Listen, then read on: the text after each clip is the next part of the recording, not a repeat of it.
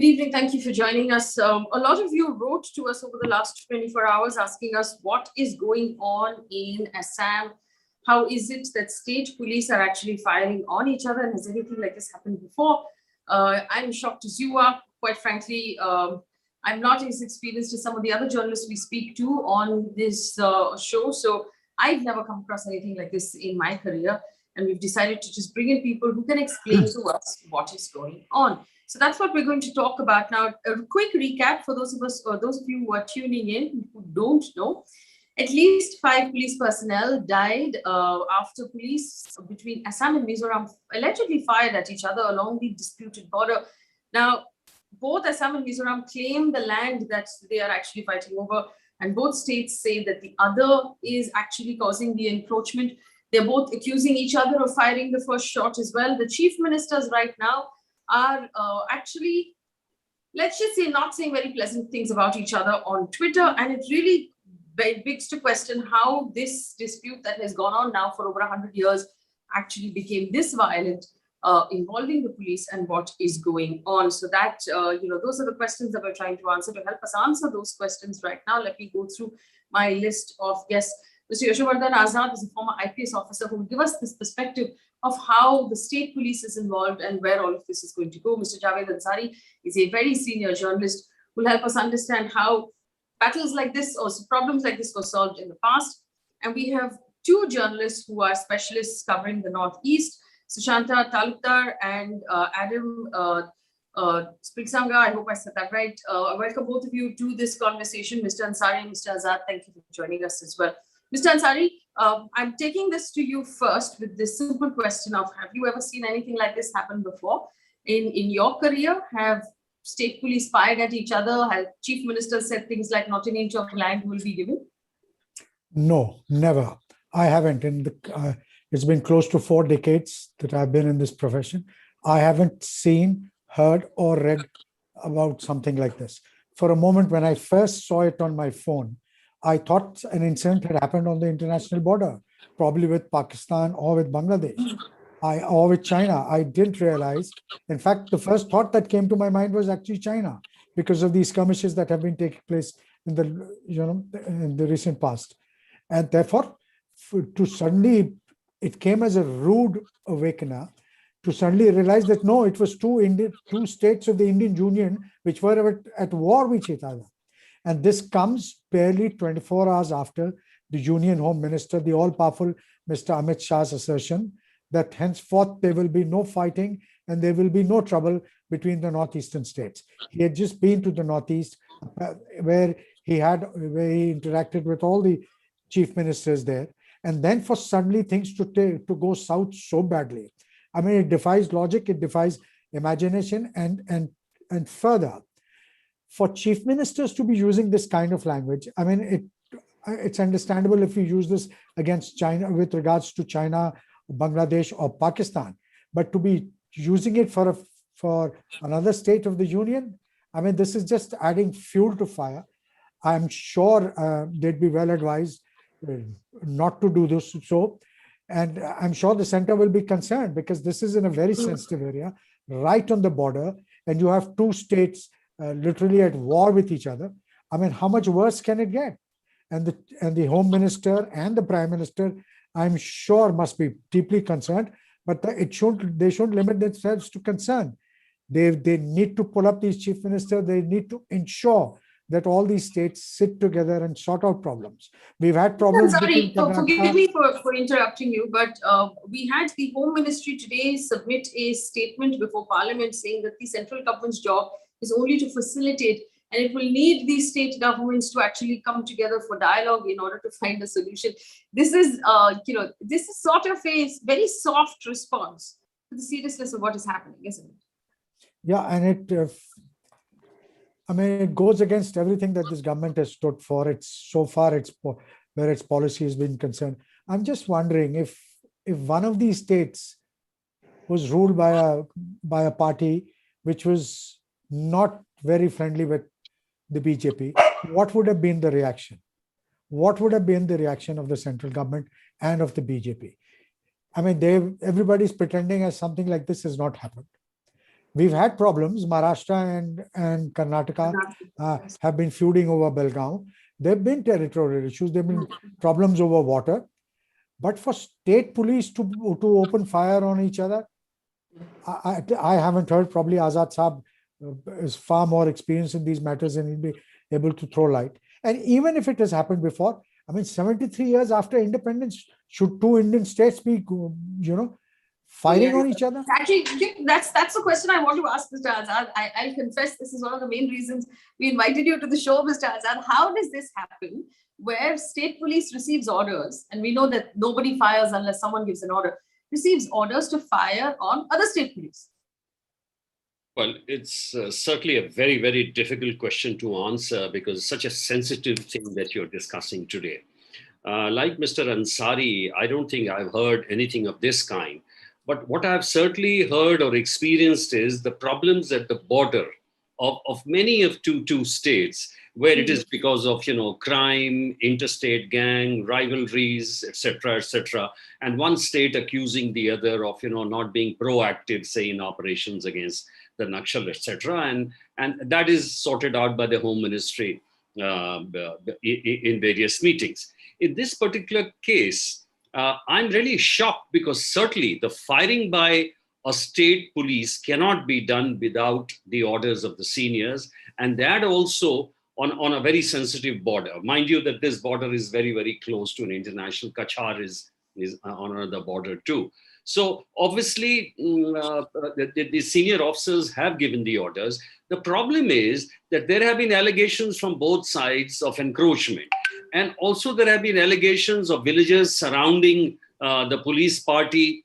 And that is why it is being made out as if the fire was because of self-defense, etc. Given that as it may, I can only say that never can a firing be allowed in situations like this. And this would certainly call for a judicial inquiry. Certainly, because this is not allowed and this I've never seen or heard of. Let me bring in the two Northeast specialists at this point. Adam, I'll start with you. If you could just give our audience a perspective on this particular dispute of the border, and could you explain to us why it got so violent right now? What caused the escalation? Like you mentioned, it's been 150 years, if you want to take it that far. So, I'll just briefly go through. There was a notification back in 1875, 150 years ago, about an inner line reserve forest, which basically demarcates this boundary between what is now Mizoram, the Lushai Hills that it was called, and southern Cachar district, which is the southern part of Assam. So that is accepted by the Mizoram government, saying that, in those areas there were settlements of ethnic Mizo tribes and all that. And 1933, there was another notification which considerably pushes back that boundary to what Assam accepts now. So you have these two competing claims. I'll go right now directly to what has been happening over the past 1 year, less than 1 year, in fact. Last year, we saw major problems in the border in various places, not just where this incident happened yesterday. In various villages, it had mostly to do with farmers and their, and the farms, police coming, frankly, it just seemed like might is right kind of tactics used by police, right? So that has led to a lot of anger in these border areas. You have a forcible, construction of roads, that kind of thing, and strong presence, all of that. And this year, it started, I think, on June 2nd, when Assam police allegedly came down into the farm of, not in this particular area where it happened yesterday, but in some other area.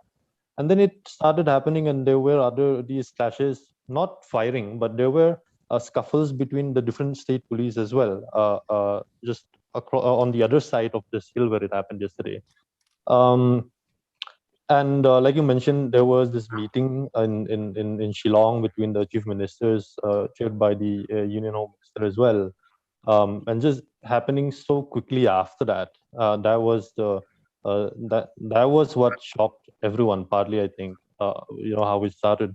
My information is that not my information, but I had gone to this place of incident just last Tuesday, in fact, and I'd gone. There is supposed to be a buffer, which is a CRPF camp, which is there, and beyond that, downhill from there towards the Assam side, there is the Assam police posts, I think, are there, and uphill there is the Mizoram police post. And this happened beyond the buffer. So what I'm still trying to understand right now is what happened to the buffer. The Central Paramilitary Force was there to keep the peace. I mean, it's kind of like a peacekeeping force, but that just was breached. That you must have seen all the allegations that happened between the two states, and that was breached. And that is now the question, like, what happened in that area? Right? And with tempers been flying for over 1.5 months in the border areas, it just escalated into this, and it's extremely fortunate that people lost lives. This really hasn't happened. We have one question from one of our viewers who said, do you think that this is a covert operation by China? No, I don't think so. Not at all. I don't think it's anyone else has any role in this. It's just the border area has been tense since last year. It became even tenser since June, and it just escalated. I don't think anyone has any hand in it. Mr. Sushanta, Talukdar is with us as well. He's also been covering the Northeast for the last 24 years. Do you believe that the central government should have played a larger role, that the central forces should have been present and more active? Sushanta? Yes, I think so. Because the problem has arisen because the central government has allowed the states to settle the boundary. But the fact that whenever a state is created out of a state, then it is by an act of parliament, and the central government of India decides whether the state is to be created. But in case of northeastern states, it's just Assam, Nagaland, Assam, Mizoram, Assam, Arunachal Pradesh. So what is the standard policy of the central government? They say just you to decide, needs to discuss the dispute and settle it. No, it cannot be. I mean, central government, they were aware of the situation. I mean, the last week itself, the chief minister, Assam chief minister, had gone on record. He said that in course of the meeting of the Indian Home Minister with the Northern chief ministers, I will have meetings on the sidelines with Meghalaya chief ministers. I will to discuss about the boundary dispute. I will discuss with Arunachal chief minister to discuss about the boundary dispute between Assam and Arunachal Pradesh. But there will be I cannot discuss Assam Nagaland boundary dispute because it is a sub judice matter pending in before the Supreme Court. And he also went on record saying that the situation is not conducive on Assam and Mizoram border for holding any bilateral dialogue. And so when the chief minister has gone on record and the Indian Home Minister came down to discuss with the Northeast chief ministers about entire region, then the initiative should have come from the Indian Home Minister to make both the chief ministers sit across the table. Because the Assam chief minister's statement came close after the meetings of at the bureaucratic level, at the chief secretary's level, at the DGP level, held in New Delhi, convened by the Home Secretary. That meeting failed to work out any working mechanism for coordination, for diffusing tension, de-escalating the tension that was bringing up. I'm not going into the details; it has already been said. So for the event, then it was not discussed. So the center left it for the state to decide, and Mr. Ansari has rightly pointed out in the beginning, and it was just like you guarding your boundaries, interstate boundaries. These are not borders. They're guarding the interstate boundaries like defending countries' frontiers. I mean, the police forces are not supposed to be the boundary guarding force. They are supposed to take action against maintenance of law and order or any cross-border crimes if it takes place. And also, in that case, it has to take help of the counterparts in across the boundary. But what we saw that the chief minister, two chief ministers were engaged in a Twitter war. There were videos. I mean, normally in such a situation, we had observed in the past that official statements are more guarded and the details are not often given out so that it doesn't add up to the tension. And then media also often plays down the situation so that, Right. Yeah. So let me take this back to Mr. Javed Ansari. Mr. Javed Ansari, at the end of the day, and you said rightly that we've had other states, in tussles in the past. Karnataka and Maharashtra, which is both of my home states, have been fighting over Belgaum and which state it should technically belong to for a very long time. We had Telangana and Andhra Pradesh actually split themselves down the middle, but never was a shot fired across borders in the manner that it has been done now. What do you think went wrong? Well, obviously, lack of sagacity and wisdom on the part of the leaders there. Their inability to control. You need to, when you're a chief minister of a state, it's fine. You are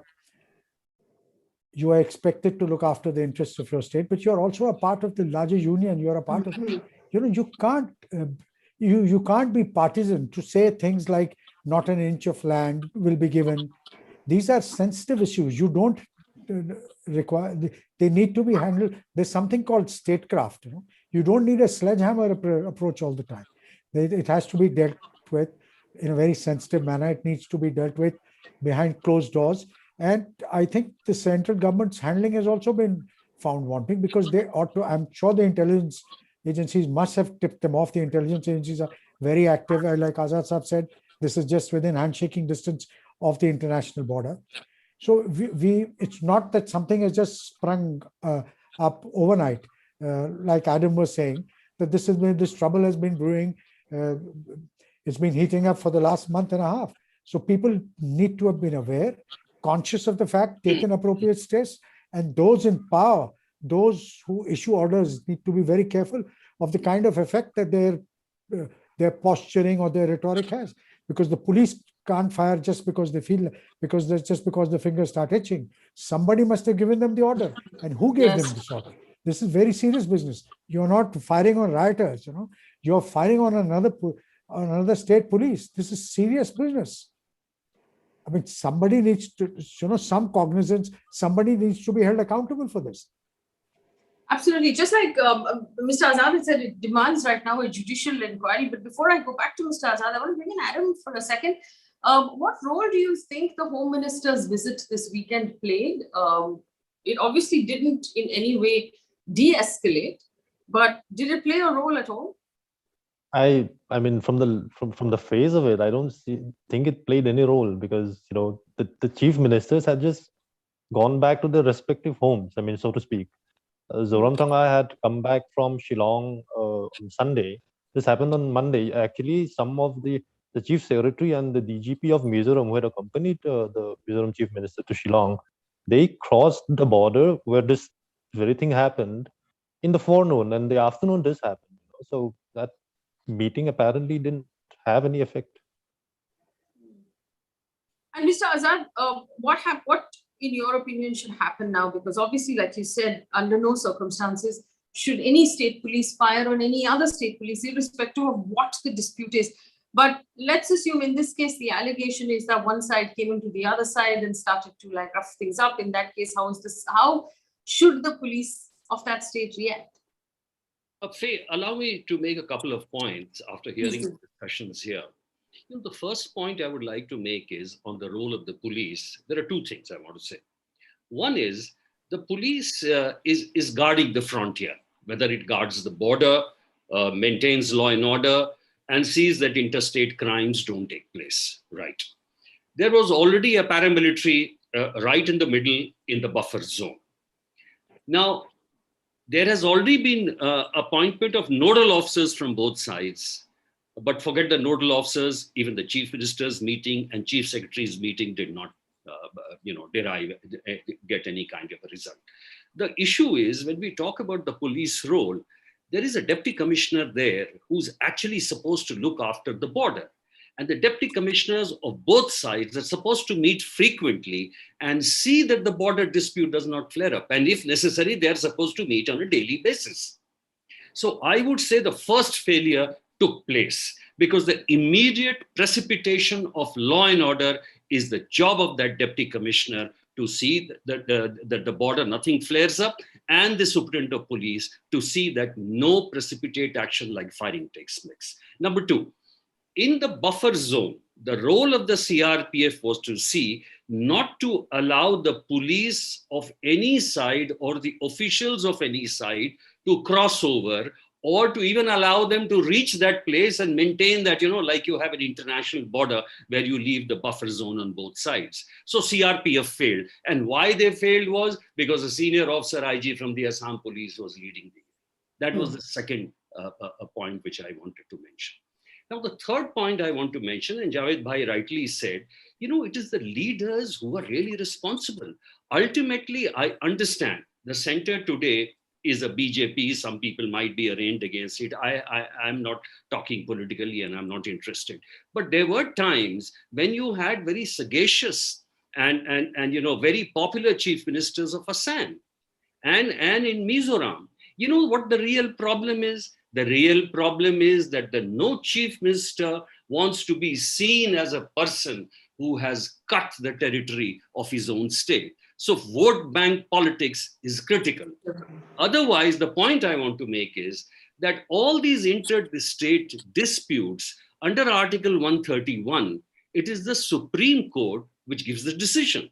And why didn't any of these governments for the last 70 years or 75 years after 1947 go to the Supreme Court and get a decision? It was a political consideration. And therefore, I would blame all the central governments and the state governments. The next point which I want to make is, look at the role of these chief ministers. Javed Bhai has already said it, and the two eminent journalists have also talked about it. They're behaving like kids. Is this what we expect from our democracy? Oh, we do, because this is what they are all about. Democracy is all about vote banking. And the last point I want to make is that there is a serious problem in our nation, very, very serious problem. We believe in procrastinations. We believe in giving lectures. We are excellent at analysis, but we are zero in action. Can you imagine not taking a decision on, there are interstate water disputes. Nothing have been done. Interstate river disputes, the same thing happens. Belgaum might flare up one day. It hasn't flared up so far. So nothing seems to be resolved. Even in the United States of America, there is the Supreme Court, and once it says something, people have to accept. So I think it's about time. And the center, the Home Minister should have made sure, yes, push this case to the Supreme Court and let Supreme Court. Today, the Assam Chief Minister said that we'll bring this encroachment problem to the Supreme Court. Damn it, bring the border dispute problem to the Supreme Court and solve it for once for all. And that is the way to go about it. And for this, I maintain there should be a judicial inquiry because this is very critical. It's a precedent we wouldn't like to see anywhere else. Right. On that note, I just want to ask the rest of my panelists if anybody wants to respond to what Mr. Azad has very eloquently pointed out, that it's vote bank is a problem of vote bank politics, and it's a problem of inaction, really, that we're seeing. And I want to go back to what Mr. Ansari said as well, that we have a government that talks very tough when it comes to international borders, but has been extremely soft on this matter. At the end of the day, 5 policemen dying is unforgivable. In a situation like this, we should all be extremely, extremely upset. As we would be if, in any other case, if this had happened at an international border, the whole country would be up in arms. Why is it that we seem to be somehow reacting in a softer fashion to this, Mr. Ansari? Precisely because it's politics. Had Maharashtra policemen, Maharashtra, which is governed by the three-party ally, had the Maharashtra police opened fire on Karnataka, and 7 or 4 or a handful of Karnataka policemen had died, the entire might of the Indian state would have come down on Maharashtra. I agree. All our TV channel, all our Despatch would have gone after Mr. Uddhav Thackeray, would have been externed. He would have been driven into the Arabian Sea by now.